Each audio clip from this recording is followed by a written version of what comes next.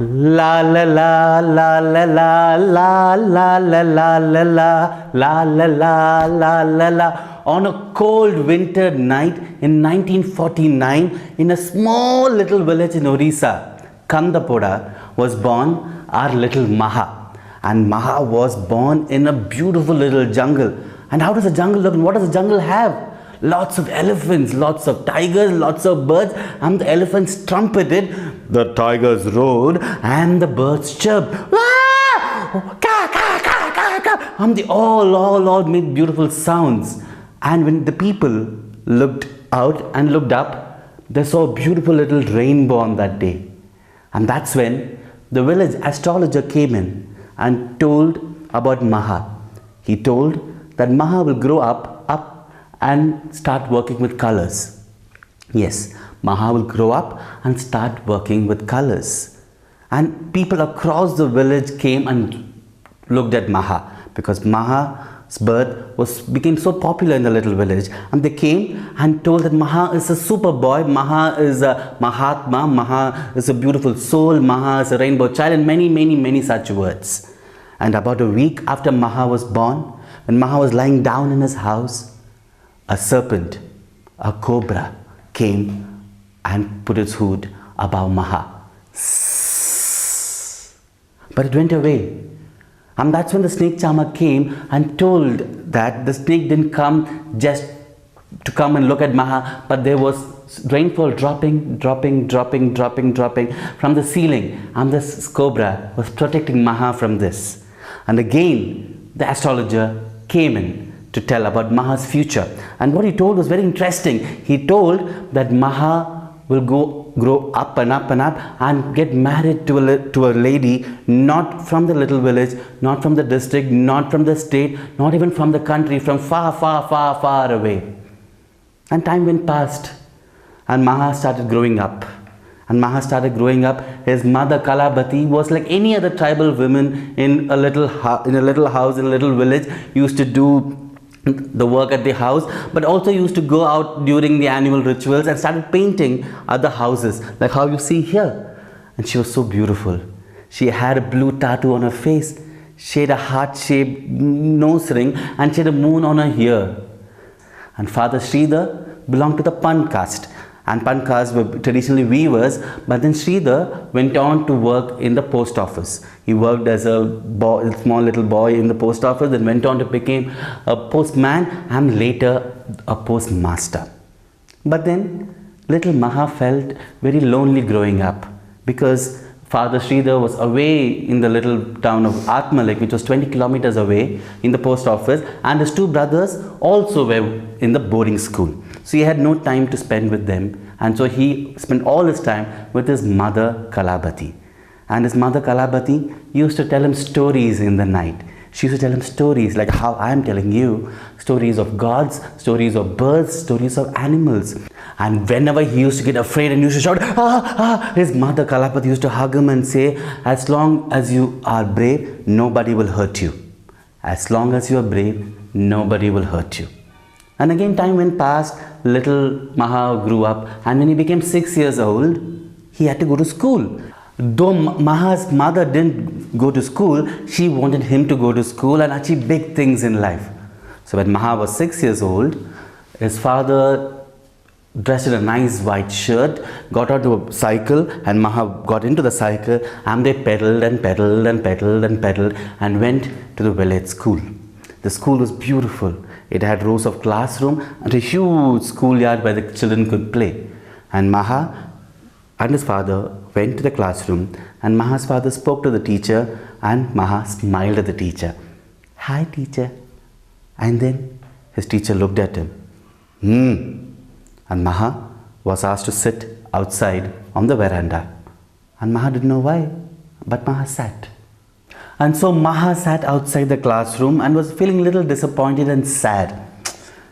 You don't want to do that, no? But he had to do that. And so he started thinking. He started thinking to himself, why am I sitting outside? Why the teacher is not talking to me? Why doesn't my father talk to the teacher?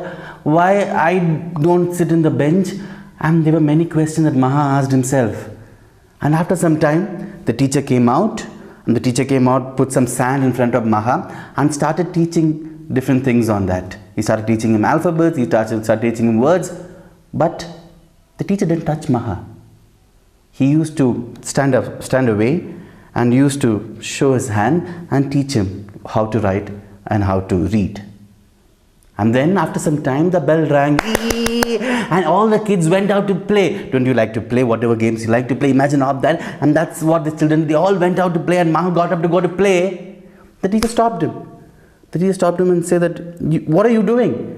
You can't go to play with them. They are very different to you. You are very different. You need to sit here. You can't go to play. And Maha sat and started crying. And after some days, Maha understood what was happening, and so he used to cry. And whenever there was time to play, he used to sit in a corner of the ground and just cry. Bah! And this went on and on and on and on. And after sunset, he used to go hug his mama and ask his mama questions which he couldn't ask anybody. Mama, why am I sitting outside the class? Mama, why am I not allowed to sit inside the class? Mama, why doesn't the teacher touch me? And all that his mother said. And she hugged him. She hugged him nicely and told, Maha, we are jungle people. We can't enter the temples. We can't draw water with other people in the same well. We are untouchables. We are from the lower caste. And his mother also said something very important that Maha remembered for a long time. Maha, all this doesn't matter.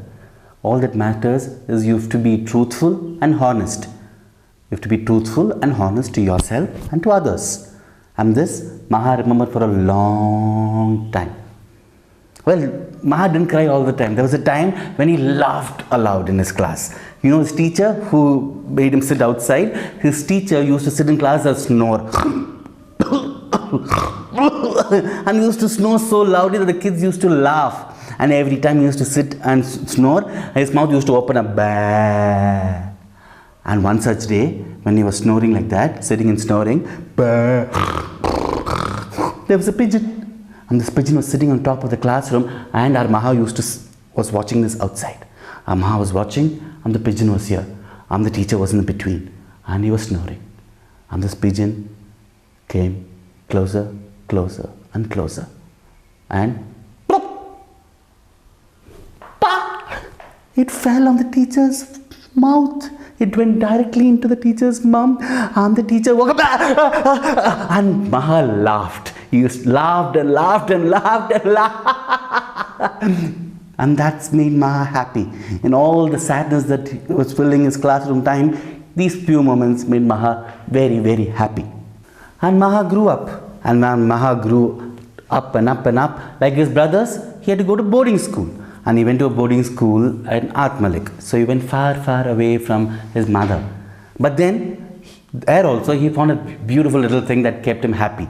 He saw a circus. He saw a beautiful circus. And what do you see in a circus? Lots of people, lots of horses, lots of elephants. In those times, there were lions, tigers, different beings. And he used to walk across them every day. He used to see a lion and say hi. You see an elephant and say hi. You used to see a clown and say hi. He used to see a dog tamer and say hi.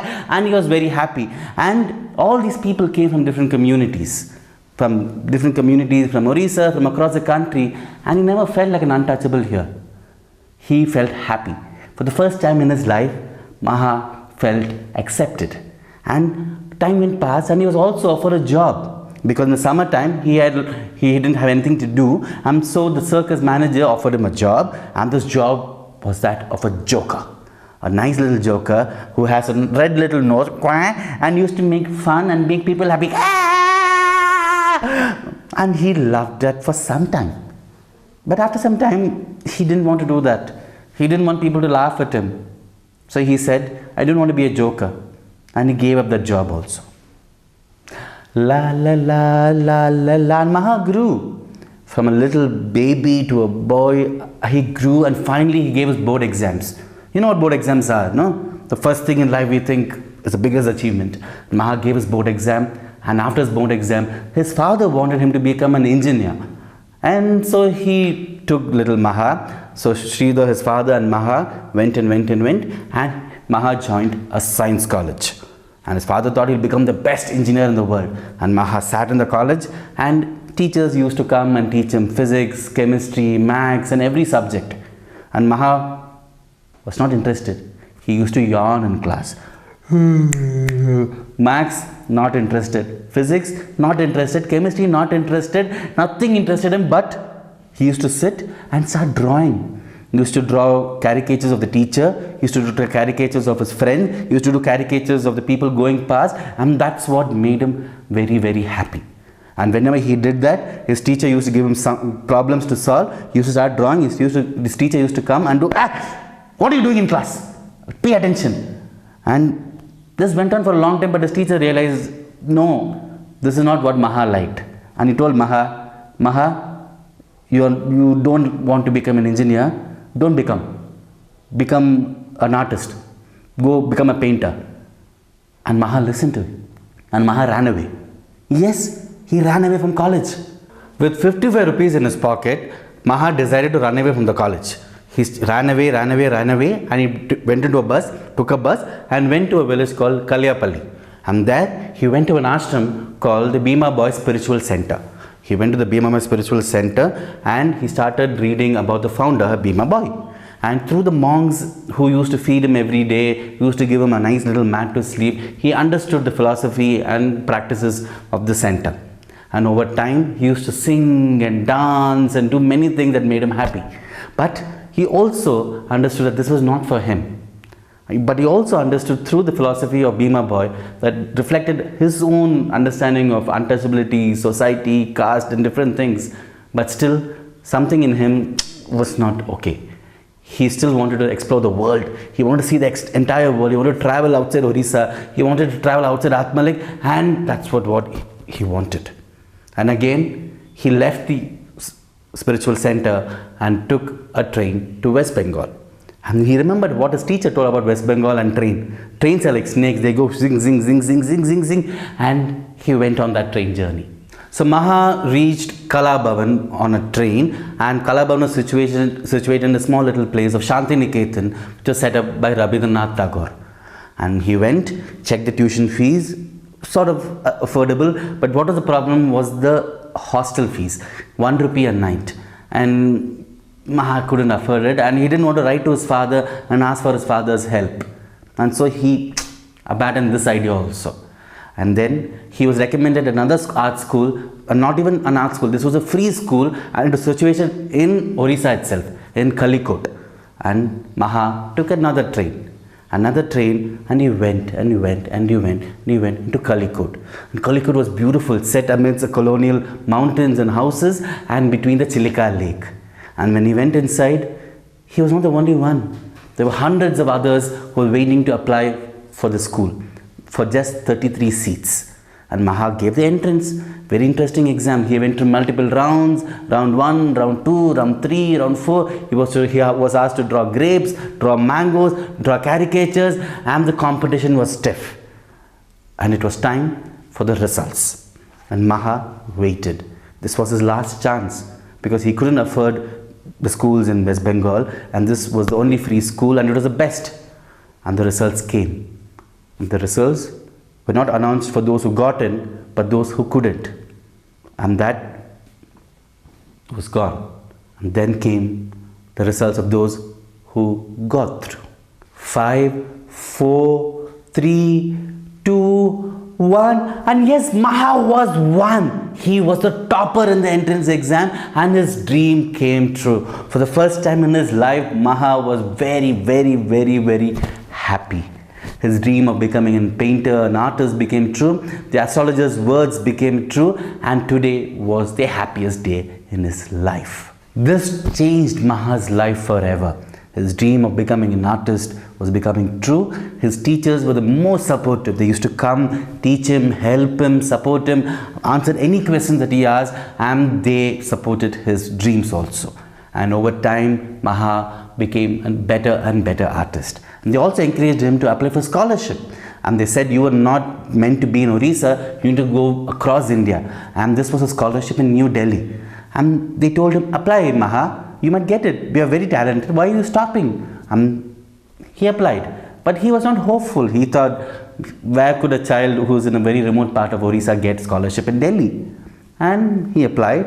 Seasons changed, the monsoon came, it rained, and there was a brown envelope that reached his house. He was not at home, he was in the college. His father saw the envelope, nice little brown envelope, opened it and took the form out, and he read it. And he told his mother, Kalabati, Maha's got a scholarship in Delhi. Wow! Isn't that great? A boy from a small town in Odisha getting a full scholarship in Delhi. And his mother couldn't understand what it was, but she knew that Maha has done something great. She really felt happy for her son who was going to go to Delhi. And that week, Maha called home and his father told this news to him, and his mother spoke, and he could hear his mother cry. His mother was crying on the phone. And his father completely gave up his dreams of Maha becoming an engineer, and he supported him becoming an artist. He told him, go to Delhi, my child, I will support you in whatever way I can. Maha got the scholarship, and it was time for Maha to go to Delhi, New Delhi, the capital of India. And Maha was packing his bags, and his mother had not eaten for 3 days before his departure.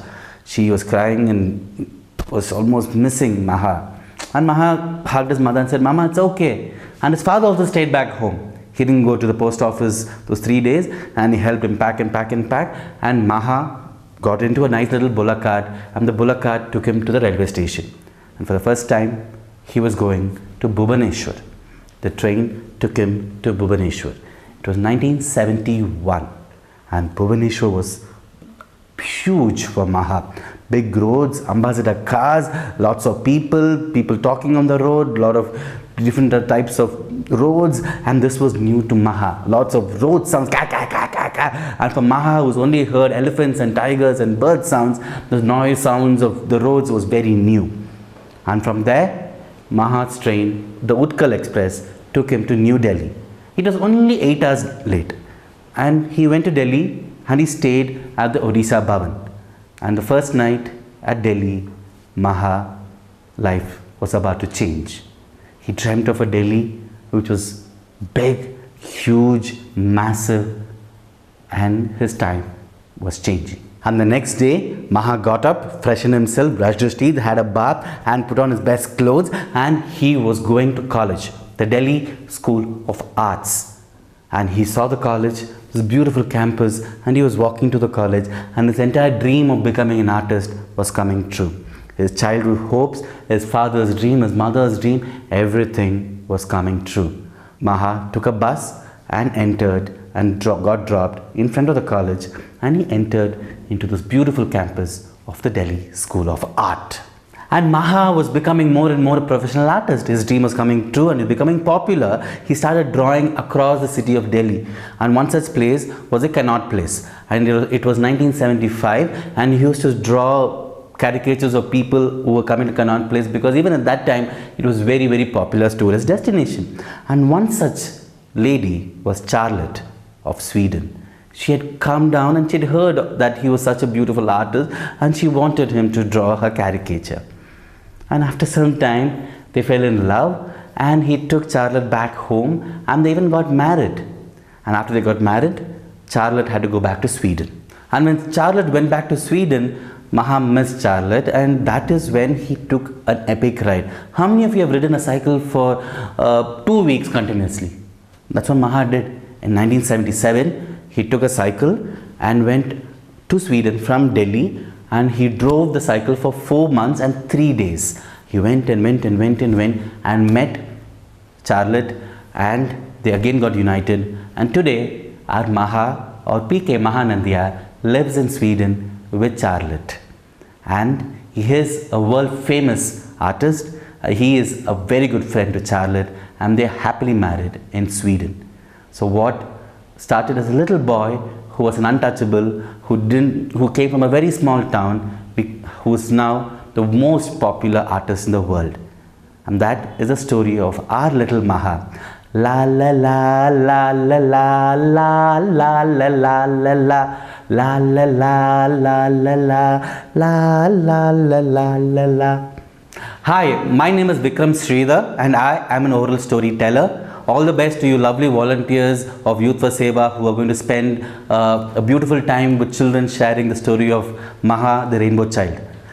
Keep these few things in mind when you're sharing the story and your experience will be wonderful. One, look at the eyes of the children. Never take your eyes off the children because they love looking at you all the time. Number two, read the story at least once or twice, even 3 times before you share it so that you are confident of the story.